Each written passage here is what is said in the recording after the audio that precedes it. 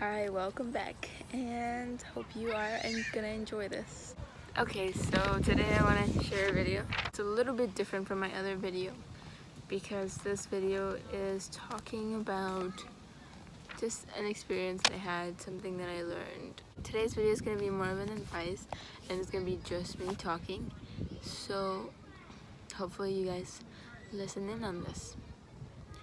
And I'm actually gonna try to find another spot so I just decided I will do it here because it's fairly quiet. There are some people in the back, but it's not a whole lot of crowded. I went to church about a week ago, and there I was listening to this very moving talk that they had there. So the talk was about courage, and courage is something that a lot of people think means fighting and doing things like standing up for who you are. And even though that is courage in some instances, the courage they were talking about was not that courage. It was the courage of having enough courage, which means not having fear. They spoke about this really beautiful story about this woman who was a prostitute, and her name was Rahab. Rahab was just a woman from Jericho, and Jericho is this beautiful place, and there are these people that want to live there. And these people, they want to basically have it be the place where, so she lets like these spies into her house, and after that, she becomes like, how do you say this? Like their protector of what is happening to her. And she's not supposed to let these spies into her house. I'm gonna start over. So she is basically letting these spies in her house. And the king comes to her door and he's like, are you going to let those spies get away from you? Bring them outside so we can punish them. And I don't know why she does this. I don't know, out of all the things, why she chooses to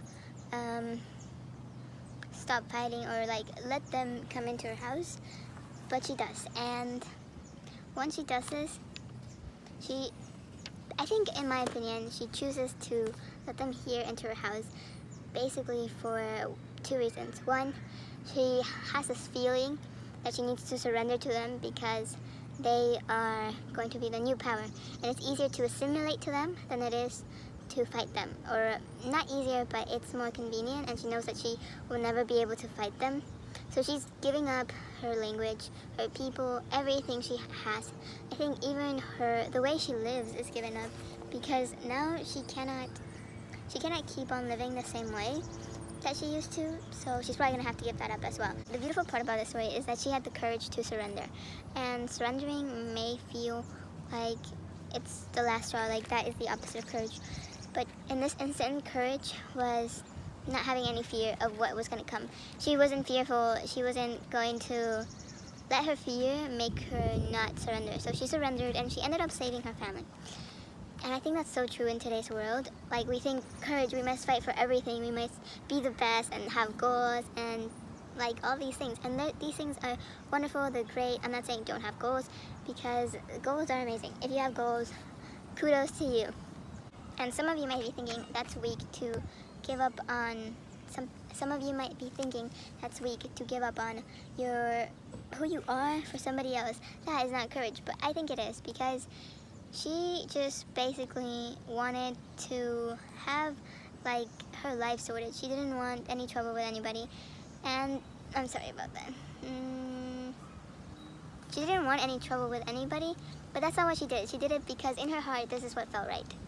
And sometimes we go through things in our lives that you think, okay, I don't really feel okay with this, and I can't do anything about it. So surrender to your situation. Have faith that things will get better. It's what the story is saying. Have faith in what will come. In this case, it was God, but in this case, it was the people that were basically fighting her. And yes, it's not always easy to surrender to this kinds of like problems, because we want to not have to give up our lives. We want to continue to live our lives the way we've always lived them. And the truth is, change is inevitable. Change will come, change will come. No matter what, no matter what. Am I repeating myself? Yes. Change will come, and even though it's inevitable, the best thing we can do is try to assimilate to this change, to not let it consume us, and adapt, because that's what humans are known for. We are able to live in the Sahara Desert. Well, not really, but we are able to live in deserts, in cold places, even in the ocean. I mean, think about it. People do actually live on ships. We've been to the moon because we learned to adapt, and we learn to take what we have and have faith in it, to not have fear. Like, do you think that the person who went to the moon didn't have a little bit of fear? Of course they did, but they didn't let that fear overcome them and overtake them in their capability of doing what they wanted to do with their lives. And that, to me, is one of the most amazing parts about this story. She didn't let this obstacle in her life destroy her. She was able to come out of it, and she actually ended up building a life in Jericho, which was amazing. It was a different life without the people she knew, without her being a prostitute, which in a way I guess was a relief for her, but it was also kind of like she had to find a new profession. But it was amazing to me to hear this story about her, because it doesn't matter where you come from or where you've been or what you've done. If Rahab could go through this and change her life completely, so can you. And that's the amazing part that I love about the story, because you don't hear a lot of success stories from people who surrendered to what was going on. And to me, having faith, just have faith in what you know. Just have faith in what is there, what is here, what is now. And there's a difference between having your mind full of worries and having your mind full of faith and being mindful of your surroundings. Today I'm here in this beautiful nature, and it's a perfect day. It's not too hot, it's not too cold. There's a little bit of breeze running through my hair, and that's why I had to tie it up, because it's bothering me. But it's amazing to me to hear this story. I'm so mesmerized by this story. I don't think I will ever forget this story.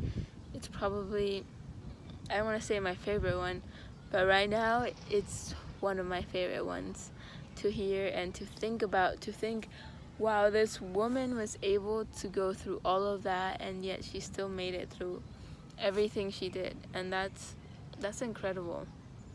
So next time something in your life doesn't go the way you planned, just remember that if Rahab was able to let go of all of her life, her family, all the things she had in Jericho, and was able to assimilate to a new life, so can you. And don't let any circumstances shatter you, because circumstances are there to help you shape you into the person you are meant to become. Don't let people tell you that you are not enough. Just let it go. That is the main message here. Let it go. Let all the worries go. Let all your fears go and be a courageous person every day.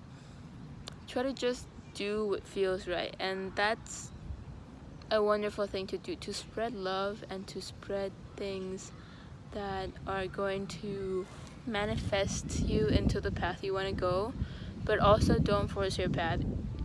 If your path is not going the way you want it to go, try a different path that goes to the same direction. For example, if you are trying to become a doctor, and you feel like med school's too hard and you can't do it, yeah, keep going. And if at the end of the road you feel like, no, I can't do this, then maybe try being a different type of medical advisor. Like, not everyone is meant to go to the same path, and that's really unique. Like, everyone can choose their own path, and there's many different paths to where you want to get. So don't be afraid to experiment. And as always, thanks a million times for listening in, and I hope that this advice can help you. Until next time, see you later.